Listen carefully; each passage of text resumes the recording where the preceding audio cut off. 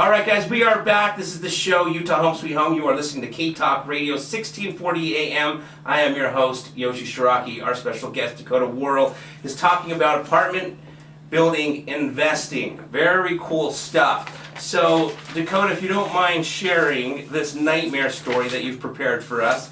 The audience and I do enjoy learning from others' mistakes rather than our own, and so it's a good opportunity to kind of get a feel for what we should not do.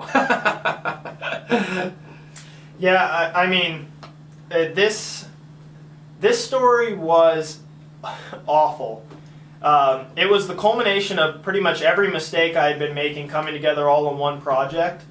Right as I was really beginning to hit my stride as an investor, I got cocky and I started skipping steps. I went from being worth $1 million to interviewing bankruptcy attorneys all in the span of a year. Ooh. So, things can change very quickly in this business. Yes.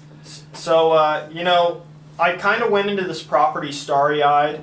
It was a 16-unit, near-condemned building, and it was the largest project that I had taken on to date, because it wasn't just the unit count, it was the condition, right? And having to bring a building back from condemnation, yes, and all the bureaucracy that goes with that. And what was crazy about this is I was sure that it was going to make my career. Yeah. Like, I thought this was going to be the turning point for me, and it was, but not in the positive way that I had imagined. So, because I was so sure it was going to make my career, I purchased it without any real due diligence. I didn't check to make sure that I had the correct licensing to pull down this project. And on top of that, I bought it with hard money. My first ever hard money loan that I had ever done, and I have an interest payment of $8,300 a month. Whew. Interest only, right? Yes. So it's painful. So, make sure that you bring a third party with you when you walk through these buildings, so that you've got at least somebody with common sense there to check to see, right, to make sure you know what you're doing. But right after I purchased the building, I pretty much got smacked in the face, and the owner that I bought it from knew this, didn't disclose it, that the city had plans to tear this building down, basically changed the zoning, right, had changed the zoning out from multifamily to single family. Ouch. And wanted to tear it down to build all single families. Oh, man. So I just bought this, $830,000 building that now was worth, I don't know, $200,000, maybe a quarter of what I purchased it for, because it was only worth the land it was sitting on. Yeah. And it basically made the process of obtaining the permits nearly impossible, because the city did not want this building renovated. Oh. They wanted to actually buy it through eminent domain and tear it down themselves. Oh, wow. And I, unwittingly, by buying it and applying for permits, stopped the clock and basically kind of threw myself in the middle of the city's plans. And so they held my permits for 3 months. Oh my gosh. And there were some attorneys involved, but even if you discount the attorneys, 3 months times the $8,300. Yeah. Right, so right there I lost over $24,000 that I couldn't move or do anything. Yeah. And, they even went as far as having city attorneys try to compel me to sell the building to them at a massive loss. So that was an excruciatingly painful experience. The one thing I learned from that was take a building inspector with you through each major project before you buy it. Because as much as you like to believe it, it's hard to fight the man. Yeah. So after I purchased the property, and very much against the advice of my mentor, I know young Dakota thought he had mentors but didn't need to listen to them. Sure. I purchased $180,000 of materials. Oh. Right? And my dad at the time had been telling me, Dakota, look, keep the cash in the bank, don't worry about the materials, buy it as you need it, right? Yeah. And I'm like, no, I want to go buy wholesale, I want to buy bulk, it's Black Friday, right? I'm like, I'm going to save 20 grand. And so what happened is I had $180,000 of materials on site. 16 fridges, 16 stoves, 16 microwaves, 2x4s, concrete, literally countertops, everything you need, cabinets. And 2 things happened. One, it created a massive storage issue, right? Mm-hmm. Because now I'm having to go make sure nobody's robbing $180,000 of materials.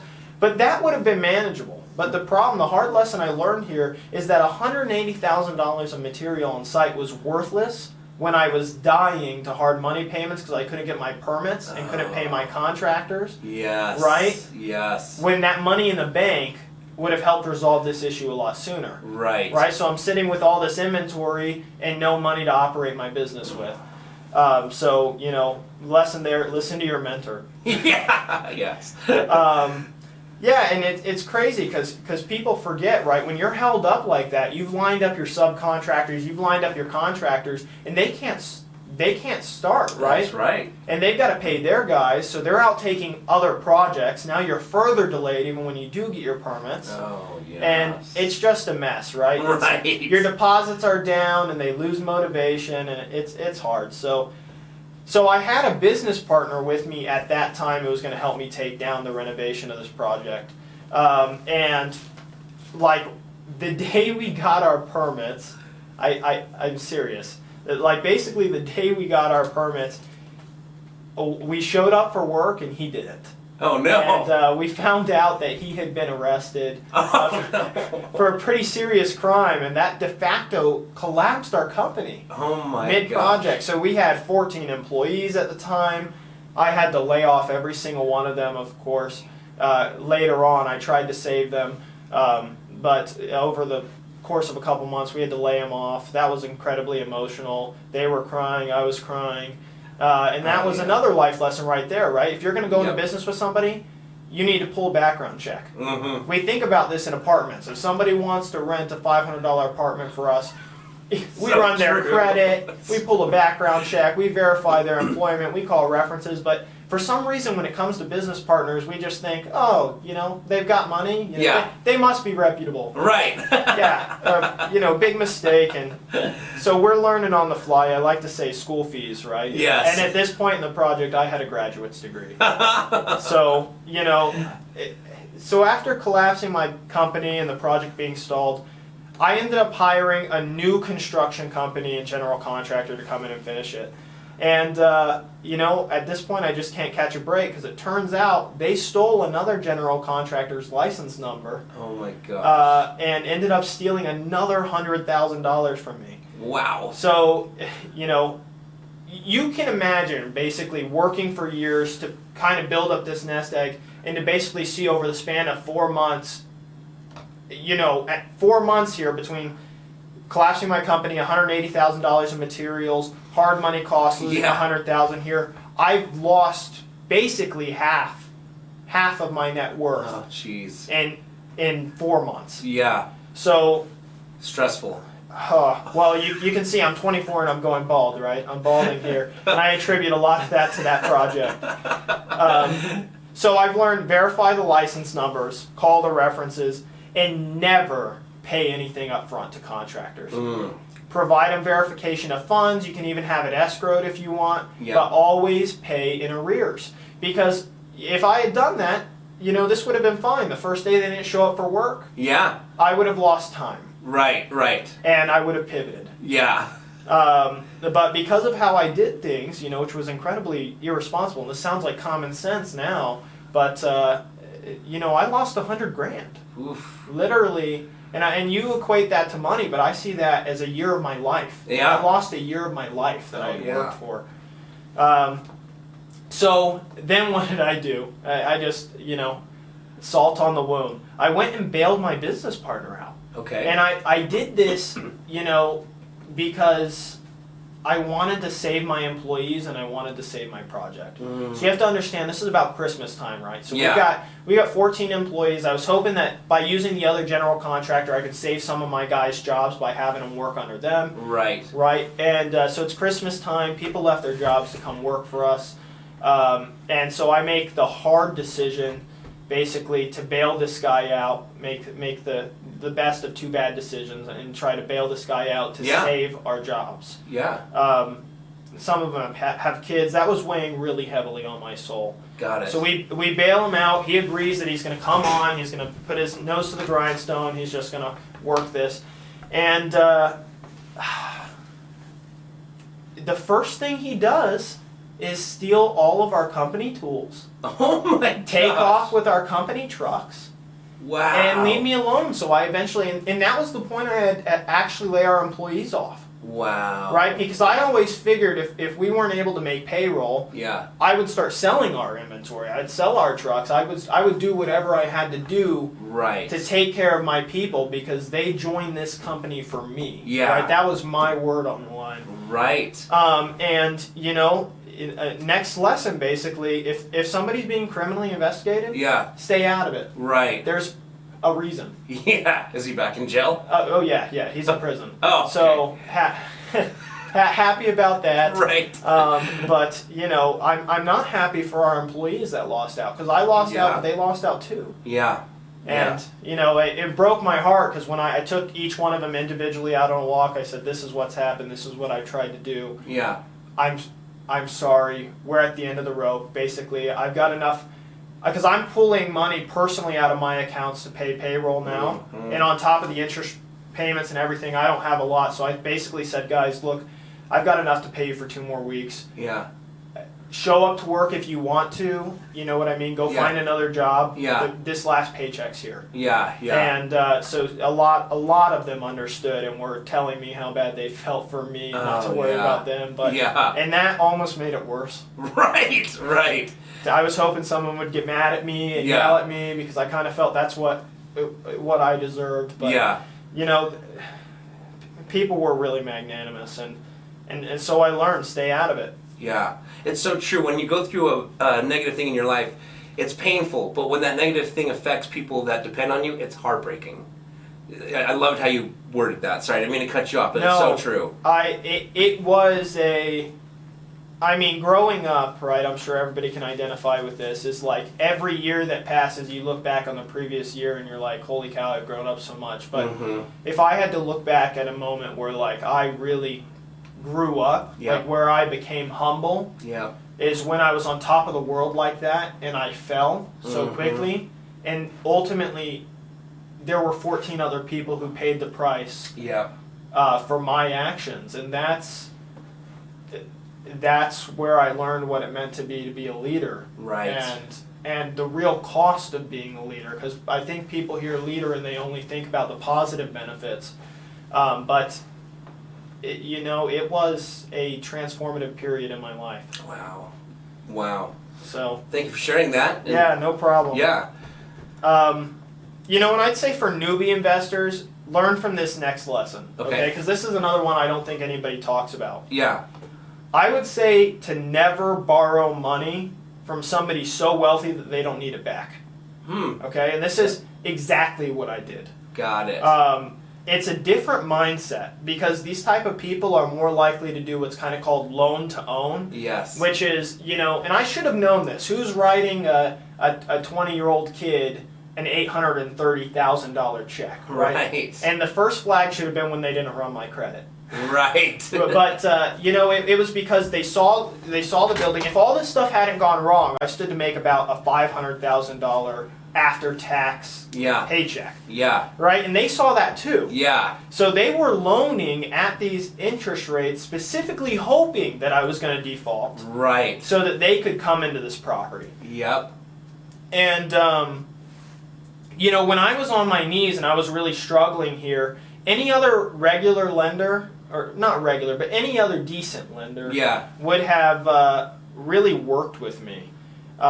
Especially when I had a plan and proof that I was being tampered with by the city and outside influences, and I had a plan for how I was pulling together. I was selling my other buildings. I was doing a lot of very good faith efforts to make these payments, and I didn't miss a payment. Wow! Right? That's great. But as I saw the train crashing, I was proactive about communicating. I said, "Look, I've got the cash now, but 4 months from now, we might be in a pinch. Yeah. Can we start planning for this now?" If that lender had worked with me, I probably would have made $200,000 more than I did. Got it. Because I wouldn't have been pushed up against my balloon. Right. It was like I needed an extra 2 weeks. Yes. And I would have been able to take a much better offer. Got it. But it was the answer was no, because if I failed, that building was theirs. Got it. So, Now I'm working with Matt Strong. You know Matt Strong, Yes, right? And, yes. And Matt Strong has just been phenomenal in every sense of the word. I will probably never, ever again in my life take hard money from somebody other than Matt. Nice. I wish that it had been him on this transaction. Yeah. So, yeah. but again, you learn. I want to find a lender who has enough money where if stuff goes wrong, we can pivot and we can work together, but doesn't have so much money that they don't need it back. Right. Yeah. So very good point. Yeah, and so in desperation to make my payments, I took out another partner on the building. Oh. And I structured it all wrong. Oh. Can you tell that this was just the hardest year of my life? Yeah. The way I structured it, I entitled him to half of my gains, Oh. half of all the money I was going to make, Wow. but none of my losses. Oh. So he got to share the profit, but he had, again, kind of what we just talked about, the lender, Yeah. no incentive to really help out because he wasn't splitting the loss. Yeah. Right? Yeah. So, I gave him the ability to block the sale of the property, which I didn't know I had done, really. Right. And the partner didn't have to make capital calls. So when we went above and beyond, it was still me bringing more cash to the building, and he had the ability to kind of sit back and say, I'm not interested in doing that right now. And we ended up working it out, but it was a major headache, and it was a disaster waiting to happen. And the lesson here is have an attorney draft the docs. Yeah. And I always run into people who think they know the law and the nuances about the law and that they can structure this agreement. And all I would say to that, I would say two things. One, until you've been in a courtroom, right, I don't think you fully understand that you own what a judge says you own. Right. And your contract is secondary. Right. And two, I don't think people understand, and this was me being short-sighted because I was young, if you can't afford a couple $100 to pay an attorney, Yeah. you can't afford to be a real estate investor. Right. And that's the harsh reality. Because if you don't spend the couple $100 to pay the attorney to draft the docs, you're going to spend $10,000 paying him, to represent you in court. Right. Right. And so that was rough, Yeah. So then finally, we're starting to see the light at the end of the tunnel, right? Okay. So we get the building under contract to be sold. It's going to sell right before our balloon comes due. And a subcontractor that I had hired had heard that I was out of town, Oh. right? Because I went with Randall to Nepal to go support Eternal Hope International and, Yeah. and see our kids. And the subcontractor, who had been paid, right? We paid him. We Yeah. never not paid anybody. Yeah. Heard that we were out of town and forged documents that said they geez. had served me in Utah when I was in Asia, right?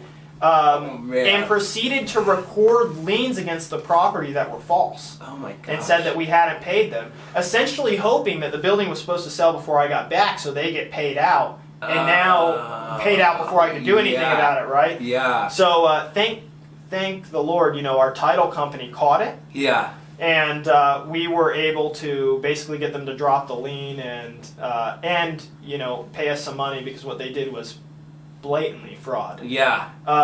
And the lesson here is one, don't yell at your girlfriend while you're in Asia just because somebody's trying to steal money from you. Oh, Hannah, is that true? I'm sure it is. Yeah, she's not going to like that very much if Yes. you do that.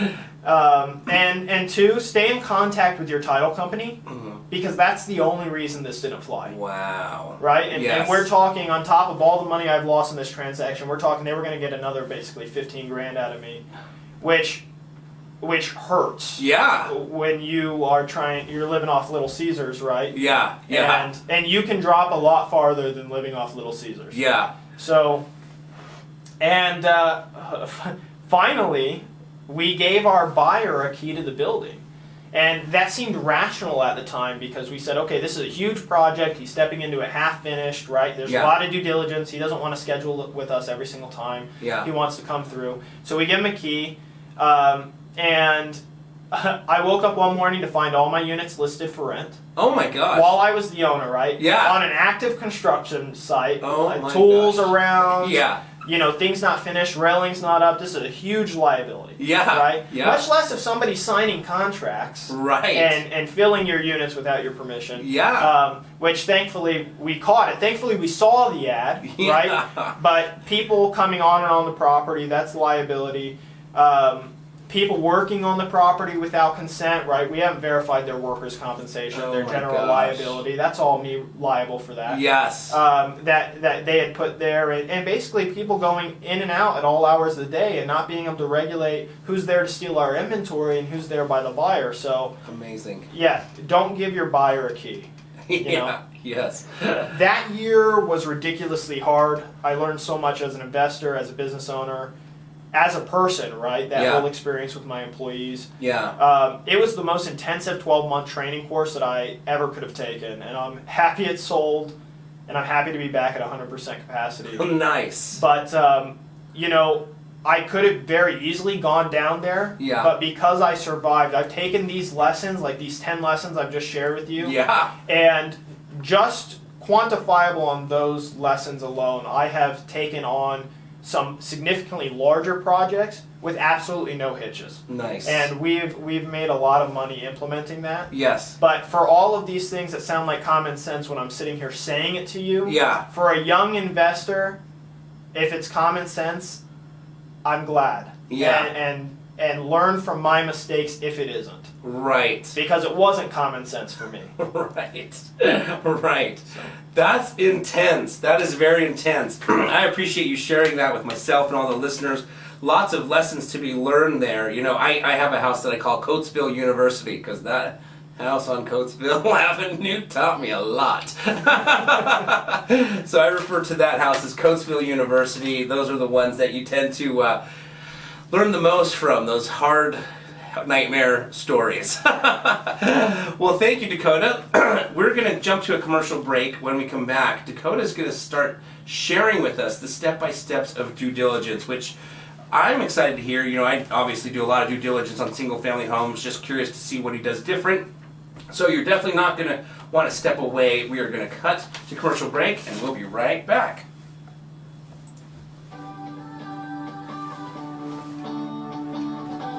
Hi, I'm Yoshi Shiraki, the author of the book, My Body's Just For Me, the book written for children to educate children on the prevention of child abuse. With the assistance of multiple best-selling author Richard Paul Evans, we were able to publish this book as a tool to help break the ice in an easy and innocent way to help children understand and learn how to speak up and communicate.